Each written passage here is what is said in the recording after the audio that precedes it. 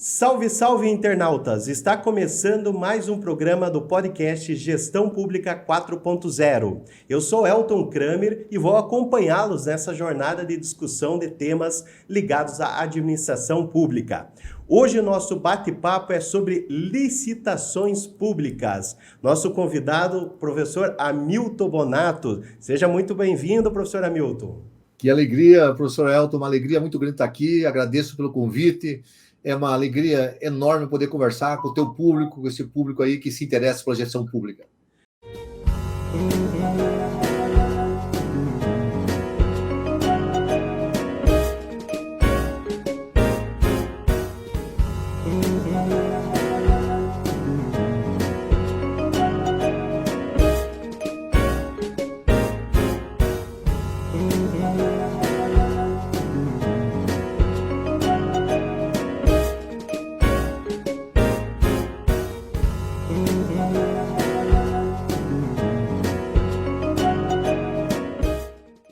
Nós que agradecemos, professor Hamilton. Vamos conversar um pouquinho sobre essa temida lei de licitações e a nova lei, né, que é a 14.133, que todos estão preocupados, principalmente nossos colegas aí dos municípios. Professor Hamilton, antes disso, comenta um pouquinho a sua função na Procuradoria do Estado do Paraná, qual é a sua atuação junto aí ao erário público.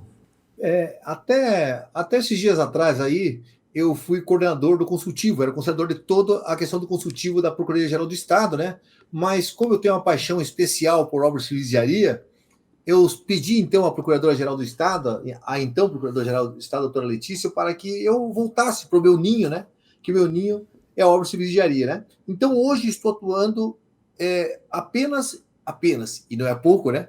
Nas obras, nas licitações e contratos de obras de engenharia, né? É lá que eu estou, em função até da minha formação, né? Eu sempre fui por esse campo que eu fui dentro da PGE, porque minha formação, além de procurador e advogado público, eu sou engenheiro civil antes, né? E licenciado em matemática. Então, como isso tem me facilitado o diálogo com o profissional da engenharia e arquitetura, eu acho que eu sou mais útil estando nesse espaço aí, sabe? Então, por isso que eu pedi e felizmente fui atendido e muito bem substituído pelo professor Igor Pires da Costa na coordenadoria do consultivo. E desafiante, né, professor? Obras públicas aí é bem complicado, né? Muito detalhezinho aí, principalmente na seara municipal, né? Obras públicas costuma dar muito problema, né? Exatamente. Obras públicas ela tem realmente algumas características muito especiais, né, professor Elton?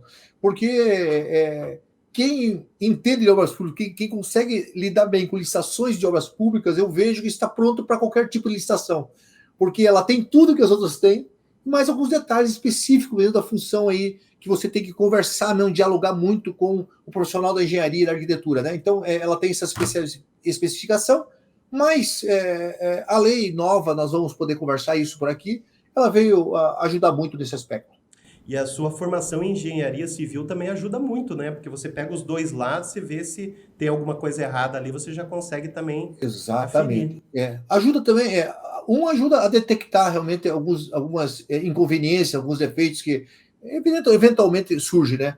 Mas o mais importante também é que favorece o diálogo. O diálogo que eu vejo fundamental quando se faz obras de engenharia entre o jurídico e a engenharia e a arquitetura, sabe? Então, acho que com isso, com esse conhecimento, com essa minha formação e depois de tanto lidar com engenharia, né? Porque eu tenho um acervo grande de construído, eu trabalhei como engenheiro mesmo, não foi só formação, eu tenho um acervo aproximado de 700 obras construídas. Então, essa experiência é muito bom para mim, que aprendo com o pessoal da engenharia e arquitetura, e para eles que aprendem pouco da parte de contratos, do direito com a gente. Então, é um diálogo muito gostoso, acho que facilita esse diálogo. Com certeza. Professor Hamilton, e a nova lei de licitações, né, a 14.133, ela veio para melhorar? Qual é a sua visão sobre essa lei para as compras públicas? O que vai alterar assim, de substancial no modus operandi aí do poder público? Eu sou daqueles que, quando começa a falar sobre a nova lei, eu começo assim, ó. Eu adoro essa lei. Por quê? Porque ela tem defeito. Evidentemente que tem. Escrever uma lei para abranger o Brasil inteiro, você não consegue escrevê-la sem defeitos. Deve ter, eu não quero nem enxergá-los de preferência, né? Mas ao compará-la acabo enxergando, evidentemente. Ao compará-la com a Lei 8666, eu vejo uma grande evolução. Uma grande evolução. Ela é muito melhor que a 8666. E ela é uma lei fácil de lidar, porque ela é bem analítica. Eu não vejo isso como um defeito, eu vejo isso como uma qualidade. Eu vejo que essa questão, por ela ser analítica, ela possibilita dar muito mais segurança jurídica a quem a utiliza, e ela traz também, eu digo o seguinte, sabe, Elton, que a Lei 8666 era uma caixa de ferramentas. Você tirava ferramenta por ferramenta. Cada dia, cada vez que você usava, tirava uma ferramenta. Essa nova lei também é uma caixa de ferramentas, só que uma caixa de ferramentas muito maior. E você consegue tirar várias ferramentas de uma vez só para resolver um problema. Isso é muito bom para o servidor público. Você consegue, então, aqueles problemas que você não teria solução se utilizasse a 8666, agora você vai ver isso, nós vamos, durante a nossa conversa, a gente vai poder discorrer isso, agora você consegue resolver. Eu sou assim, um defensor da qualidade da lei 1433, principalmente ao compará-la com a 8666 e com a própria lei 10.520, a lei do pregão, e com a lei do RDC, do Regime Diferenciado de Contratações. E ela já está vigente, professor? Já, ela, na verdade, está vigente desde 1º de abril de 2021. Mas houve aí um espaço de experimentação que o legislador resolveu dar, a princípio, 2 anos, para que nós, a administração pública do Brasil, pudéssemos experimentar, cometer os primeiros erros, os primeiros equívocos e se adaptando e tal. O fato é que poucos órgãos da administração pública brasileira a utilizaram para fazer essa experiência, mas ela está vigente. Quem quiser utilizá-la pode, e, na minha opinião, deve utilizá-las. Aqui no estado do Paraná, por exemplo, desde 1º de abril de 2022 já é obrigatório usar a 2022, nós não podemos usar mais a 8666. Mas, na maioria dos entes, é possível usar até dia 30 de dezembro a lei 8666 ou a 14.133 ou a 10.520. Quer dizer, você escolhe qual você quer usar até dia 30 de dezembro. Após isso, obrigatoriamente, nós teremos que usar, todo mundo vai ter que usar a lei 1433, desde o menor município brasileiro até a União. Todos nós deveríamos, então, utilizá-la. Está vigente, só que nesse momento há um paralelismo. Você pode usar tanto as leis que vão ser revogadas, como a nova lei. Então é importante aí para todos os municípios, para todos os servidores que estão nos vendo ou escutando, né? A partir de 2024, então, só a nova lei, que não será mais nova, né? Vai ser a atual lei, a 14.133. Então fica aí todos os servidores e se preparar para isso, né, professor Hamilton? E até o professor tem cursos, né, tanto presenciais como online, a gente aproveitando para falar do curso da online, que o professor tem gravado junto à ECAP, né, Escola de Capacitação Profissional. O professor poderia comentar só como foi esse curso, só para linhas gerais aí? Eu gravei junto com o professor Igor Pires da Costa, que é um grande especialista em licitações públicas, né, e contratações públicas, né? A gente buscou, então, em diversas aulas, trazer de uma maneira bastante didática, sabe, professor Elton? Justamente buscando atingir principalmente os municípios brasileiros, né? Para que eles tenham uma noção geral da lei, o que é possível se fazer com essa lei, né? A gente tentou, acredito que tenhamos conseguido, sabe? Trazer isso de uma maneira muito fácil de ser compreendida, né? Não, ótimo. E o professor é referência aí, tanto licitações de obras como a lei de licitações aí, todos já conhecem o nome do professor Hamilton Bonato. Então, fica todos convidados para conhecer o curso gravado aí pelo professor. Uma questão que me chama a atenção, professor, até eu sou leigo, né? Estava falando até antes do programa, eu sou leigo em licitações, aqui um tributarista, né?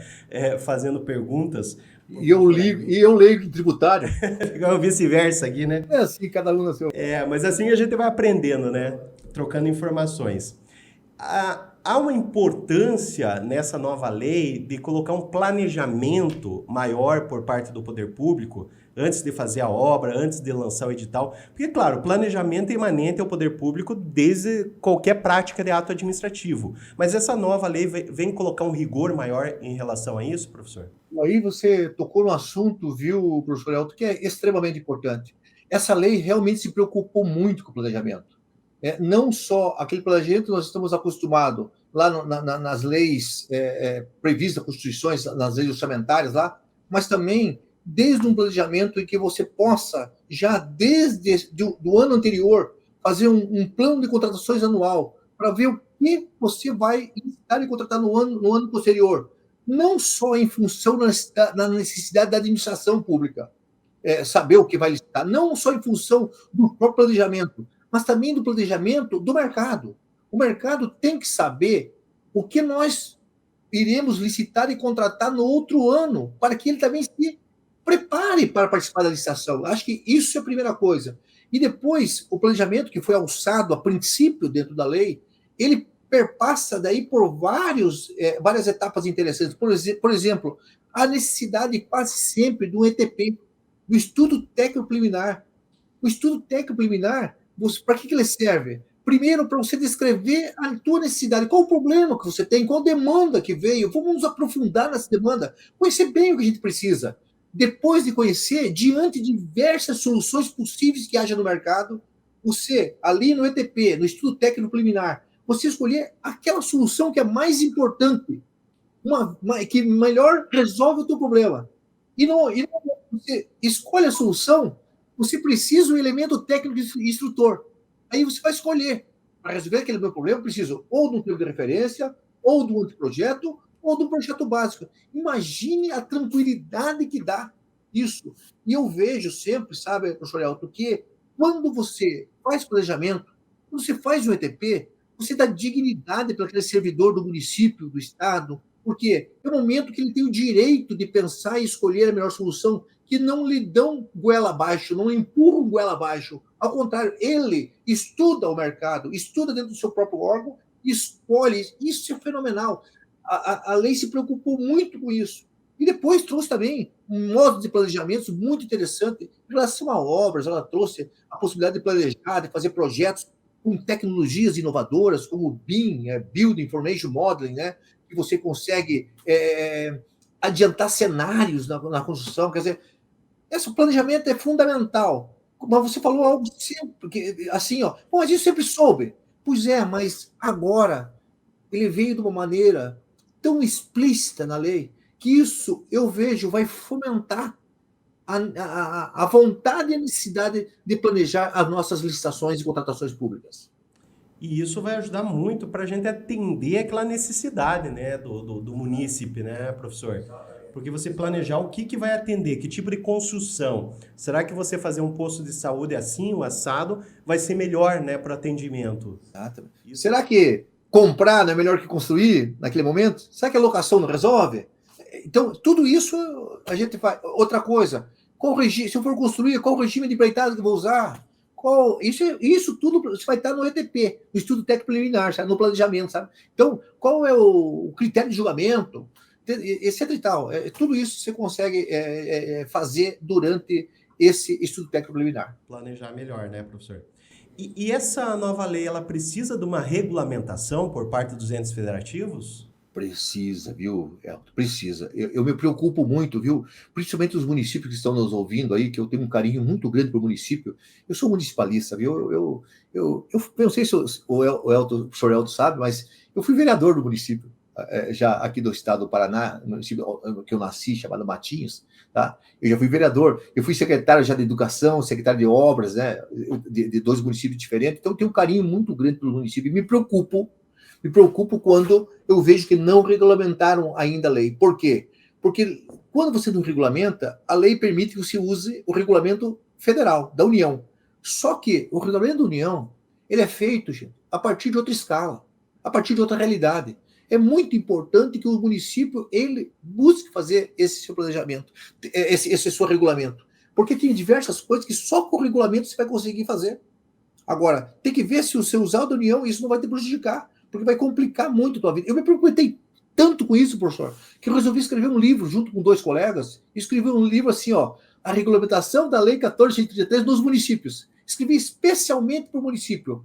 Por que eu resolvi fazer isso com dois colegas, que é a doutora Giane, que é assessora da PGE, e o doutor Jamil Banassi, que é um colega do norte do Brasil, que tem experiência em município muito grande. Então, eu resolvi por quê? Porque o município que eu nasci, que é o Matinhos, que eu falei para vocês, me procurou, eu ajudei, tal, a fazer o regulamento para eles, dei as informações que eu tinha, tal. E eu falei, pô, agora eu vou fazer isso pro resto do Brasil. E muita gente tem usado esse trabalho da gente, sabe? Muita gente tem usado esse trabalho, porque é preocupante o município que não fez querer utilizar o regulamento da União. Não estou dizendo que o regulamento da União é um regulamento ruim. Ao contrário, está ficando muito bom, apenas complexo demais, espalhado, pulverizado demais, eu acho, mas ele é muito bom em conteúdo. Porém, aquele conteúdo é bom para a União. Eu vejo que ele, para os municípios, ele pode ser, talvez, ele pode prejudicar, inclusive, os procedimentos licitatórios. Isso é importante até, professor, porque tem assim, um costume, muitas vezes, o município querer copiar, né, regulamentação, lei de outros municípios, da União, dos estados. É a mesma coisa, vários municípios me perguntaram para copiar a lei de transação tributária federal. Não, a União é uma coisa, o município é outra, a realidade é totalmente diferente. Os órgãos, software, profissionais, logística, é tudo diferente. Então, a gente simplesmente copiar sem pensar, só porque a União não vai solucionar, pode ser até um complicador, né, professor? Então, tem que fazer customizado, tem que fazer uma coisa customizar, trazer para a sua realidade, né, professor Léo? Trazer para a sua realidade, né? Exatamente, porque senão a gente não pensa a necessidade daquele município. Então, nós temos aí a capital, Curitiba, e temos um município ali de 15 mil habitantes. Já tem essa diferença. Imagina se trazer da União. Né? Exatamente, a escala é outra. Então, essa regulamentação é muito importante. E sobre essa regulamentação, professor, existe uma discricionariedade para o município colocar alguma regra específica ou ele tem que copiar exatamente o que está na lei? Não, tem uma abertura muito grande. Essa lei aí, ela dá uma abertura muito grande para o município, sabe? Sem você ultrapassar a fronteira da legalidade e da constitucionalidade, sem que você ultrapasse isso, é preciso, você consegue, fazendo um bom regulamento, trazer coisas muito interessantes, por exemplo, procedimento. Imagine você utilizar procedimentos de registro de preços da União, que registro de preços muito maiores, com escala muito maior que os dos municípios. Você pode adequar à tua necessidade, né?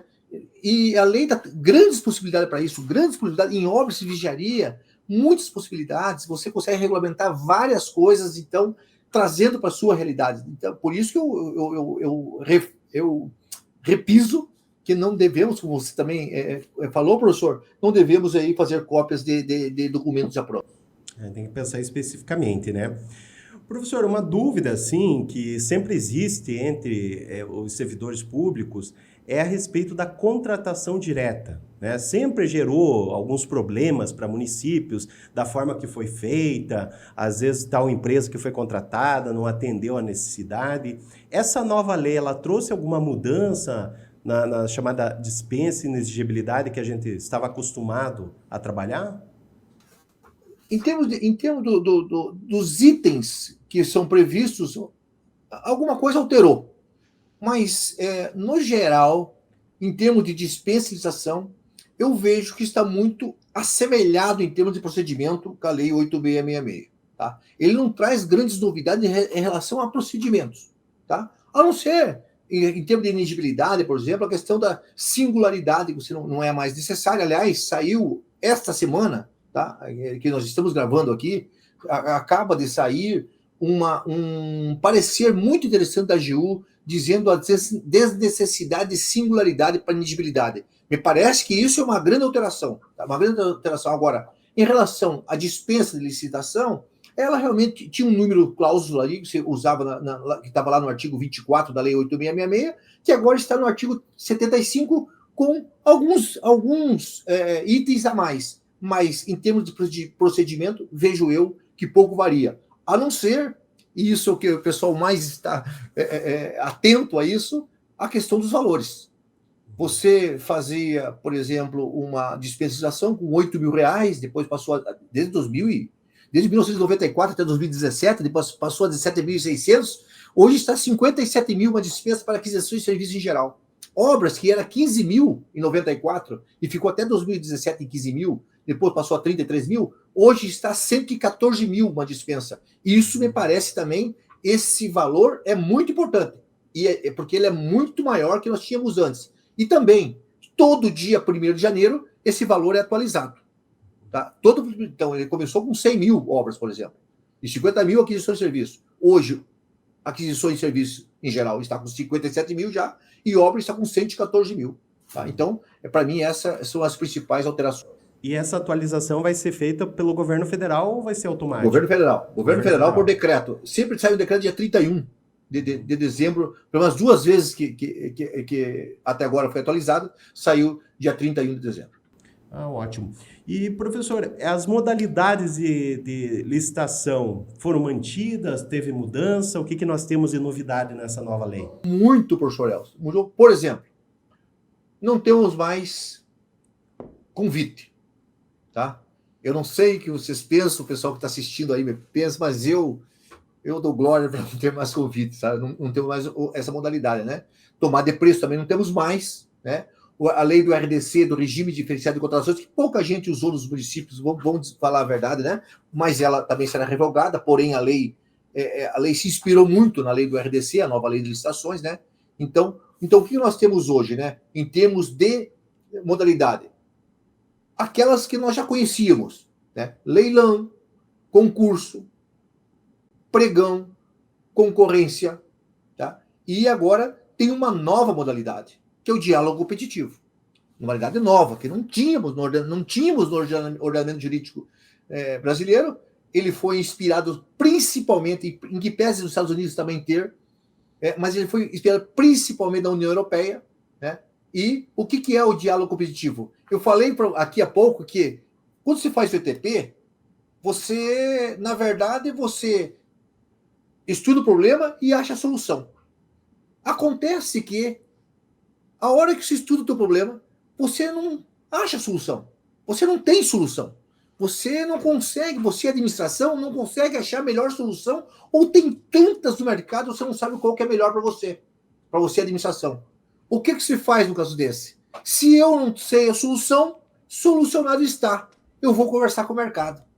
Eu vou trazer o mercado para conversar comigo e dizer assim, mercado, vamos, eu não sei a solução para o meu problema.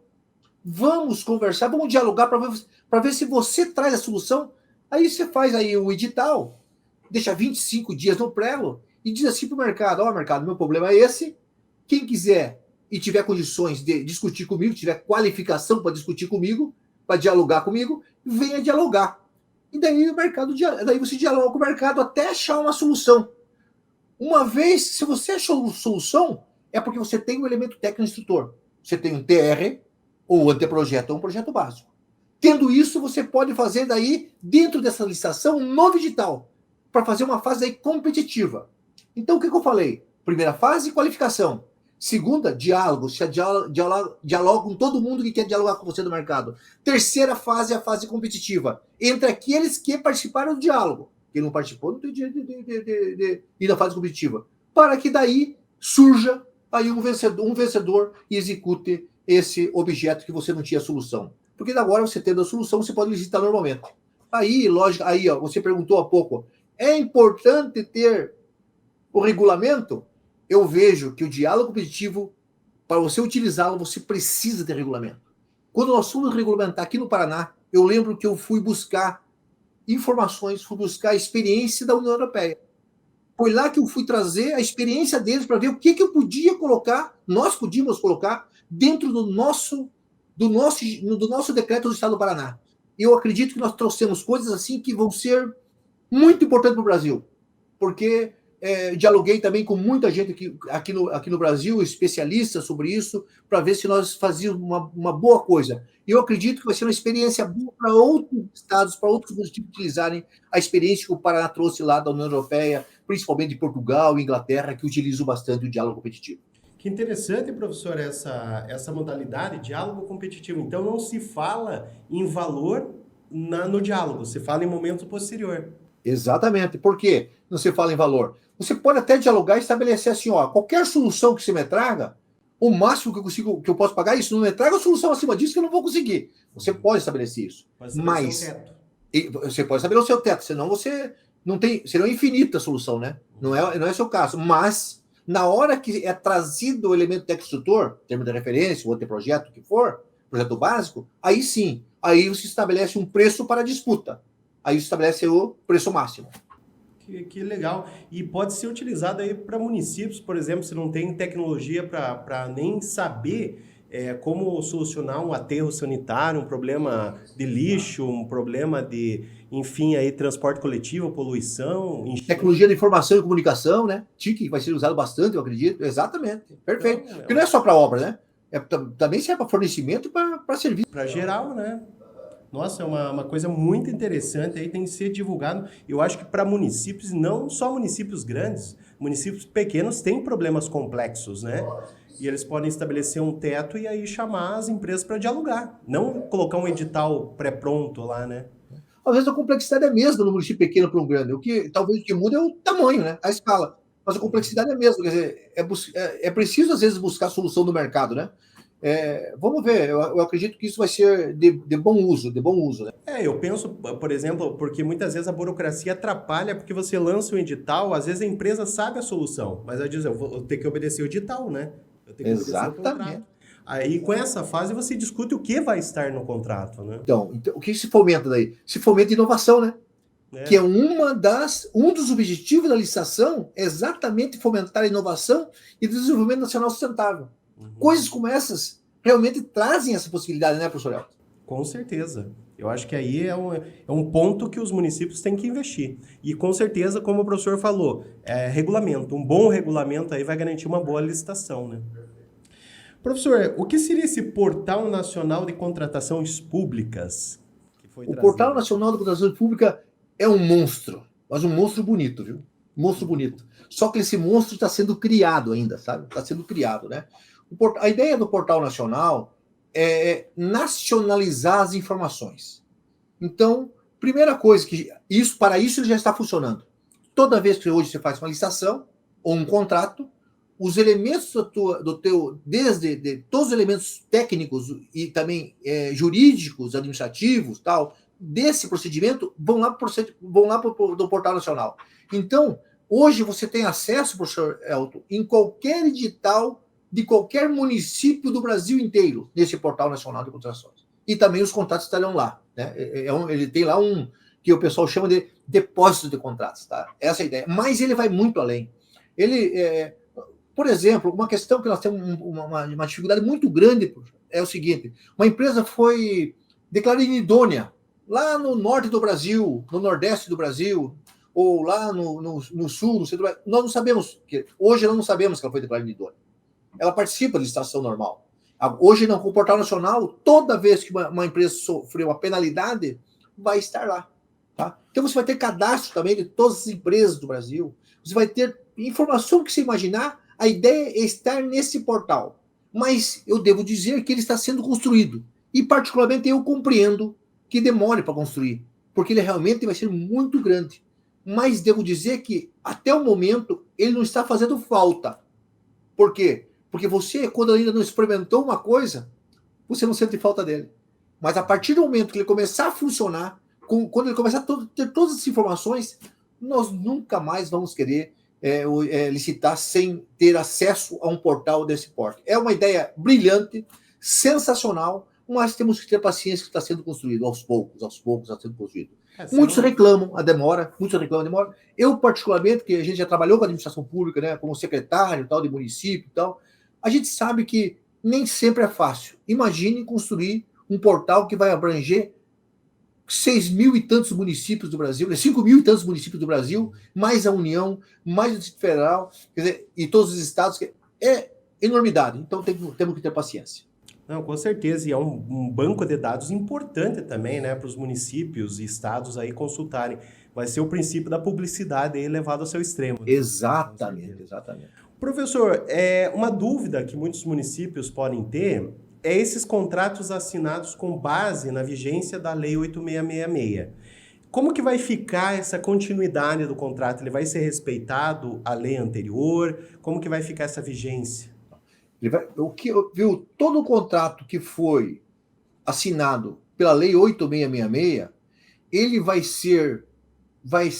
vai até o final dele pela 8666. Prorrogações de tudo, viu, gente? Tudo. Igualzinho, se precisar prorrogar e ele admitir prorrogação, vai ser prorrogado. Então, iniciou com a 8666, ele vai até o seu final com a 8666. Não se preocupem com isso, tá? Se você assinar se tiver um contrato assinado dia 30 de dezembro pela 8666, ele pode valer por 5 anos, tá?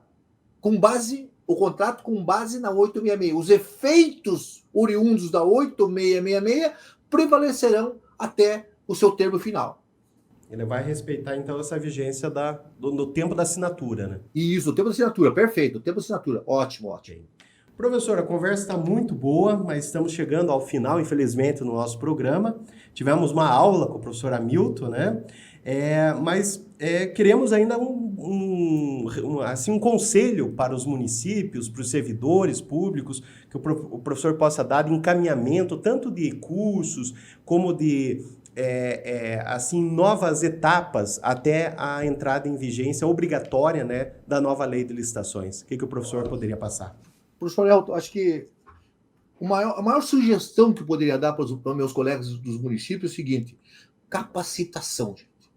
Estudar, se preparar, tá? Isso é o principal. O resto a gente consegue fazer, mas sem conhecimento a gente não evolui, não tem como evoluir. Então, para mim, a maior sugestão, o maior conselho que pode se dar é buscar capacitação, tá? Gente, eu sugiro para quem tem curiosidade, nós da Procuradoria-Geral do Estado do Paraná, tá? Em 6 professores, gravamos um curso inteiro sobre licitações e contratos de obras de engenharia. Esse curso está à disposição na Escola de Gestão, gratuitamente, para todos os municípios do Paraná. Então, para utilizar.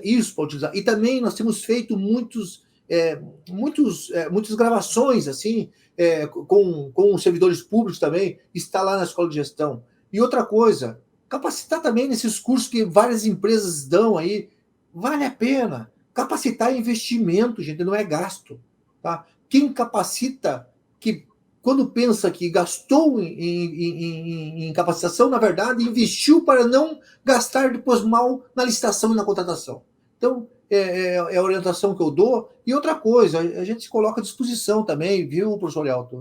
Aos seus ouvintes aí, sempre estarei à disposição, me procure na PGE, me procure no Instagram, se eu puder ajudar, no que achar. Puxa vida, como é bom poder trabalhar com os municípios, ajudar os municípios. Para mim será sempre um prazer, como tenho feito. Quando me procuro, eu sempre busco responder. Nunca deixei de responder a alguém, porque eu gosto, essa comunicação é importante. E, na verdade, quando a gente se comunica com os municípios, a gente aprende muito mais do que ensina.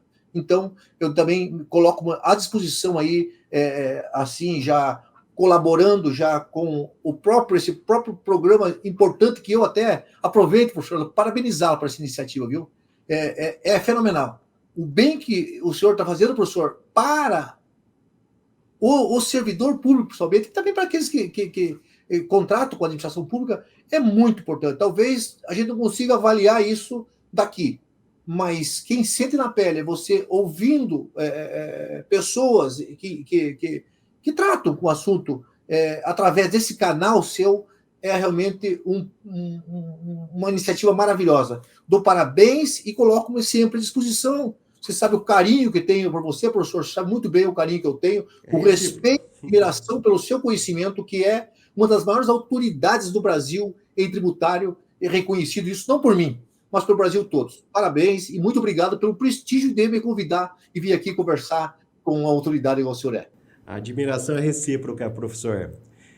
Muito obrigado pela sua presença aí, com certeza ajudou, levou, democratizou essa informação para todos os nossos ouvintes aí, e está à disposição de todos, né, esses ensinamentos. O contato do professor Hamilton também pode ser passado, você pode deixar seu recado aqui e a gente passa para você também, que quer conversar com o professor Hamilton, tirar alguma dúvida. Então, obrigado, professor. Fica aí um convite para uma próxima oportunidade e a gente discutir mais sobre licitações. Sempre à disposição. Obrigado. E obrigado a todos vocês que nos acompanharam até agora. Não esqueça de se inscrever no canal, marcar, curtir e compartilhar com todos os seus amigos. Até a próxima!